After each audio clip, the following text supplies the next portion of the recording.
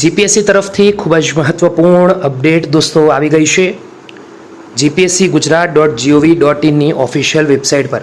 તો જીપીએસસીને લગતી રિક્રુટમેન્ટ, જીપીએસસીને લગતી ગવર્મેન્ટ વેકેન્સી, જીપીએસસીને લગતી વેકેન્સીઓ, સરકારી નોકરીઓ, ભરતીઓ તેમજ જીપીએસસીના અંદર આવનારી તમામ ન્યૂઝ અપડેટ મેળવવા માંગતા ઉમેદવારો આપણા પ્લેટફોર્મને આજે જોઈન કરી લે, જેથી કરી તમને દરેક અપડેટ જરૂરથી દરરોજ મળતી રહે. તો ગુજરાત જાહેર સેવા આયોગ તરફથી દોસ્તો એક જ નોટિફિકેશનની અંદર બે મહત્વપૂર્ણ અપડેટ આવી છે. બંનેની વાત કરીશું એક જ વિડીયોમાં. તો આયોગ દ્વારા પ્રસિદ્ધ કરવામાં આવેલ નીચે મુજબની વિગતની જાહેરાતમાં પરીક્ષા યોજાનાર છે. જગ્યાઓની સંબંધિત વિષયની પ્રાથમિક મુખ્ય લેખિત પરીક્ષાનો અભ્યાસક્રમ આયોગની વેબસાઇટ gpsc.gujarat.gov.in પર ઉપલબ્ધ છે. દોસ્તો બે જાહેરાતો છે. પહેલી છે આઈસીટી ઓફિસર વર્ગ 2, જાહેરાત ક્રમાંક છે 110 વર્ષે 2024-25.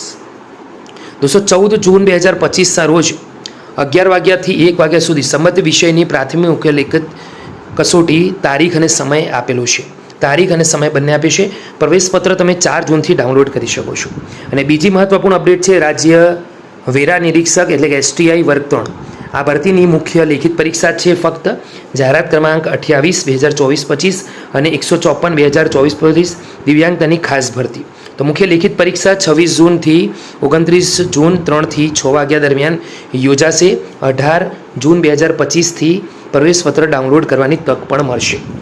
દોસ્તો નોંધ પણ લખવામાં આવી છે કે ઉપરોક્ત દર્શાવેલ જાહેરાત ક્રમાંક 110 એટલે કે આઈસીટી ઓફિસર વર્ગ એની OMR પદ્ધતિથી લેવાશે, જ્યારે જાહેરાત ક્રમાંક 28 અને 154ની મુખ્ય લેખિત પરીક્ષા લેવામાં આવશે.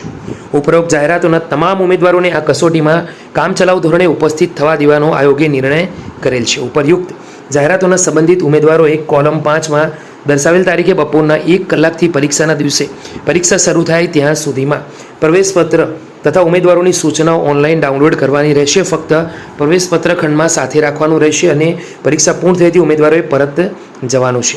આ ઉમેદવારો એક કરતાં વધારે જાહેરાતો માટે અરજી કરેલ હોય અને પરીક્ષા તે જ દિવસે અને તે જ સમયે હોય તો તેવા ઉમેદવારોએ સેલ્ફ ડિક્લેરેશન આપવાનું છે.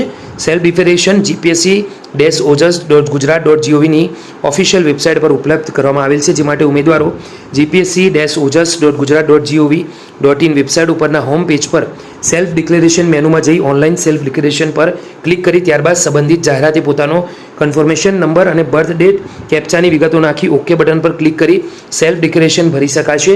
તેમાં તેણે તમામ જાહેરાત સ્પષ્ટ કરવાની છે. હવે દોસ્તો અહીંયા કોલ લેટર કઈ રીતે ડાઉનલોડ કરવાની છે તેને લગતી પણ માહિતી આપવામાં આવી છે. તો આ બધી માહિતી દોસ્તો સમજાવવા બેસીશ તો વિડીયો લાંબો થઈ જશે. તો આજની વિડીયો અહીંયા જ ફિનિશ કરીએ છીએ. ગમે હોય તો લાઈક કરો, બીજા સુધી શેર કરવાનો ભૂલશો નહીં. ફરી મળીશું, ત્યાં સુધી ગુડ બાય, ટેક કેર, જય હિન્દ.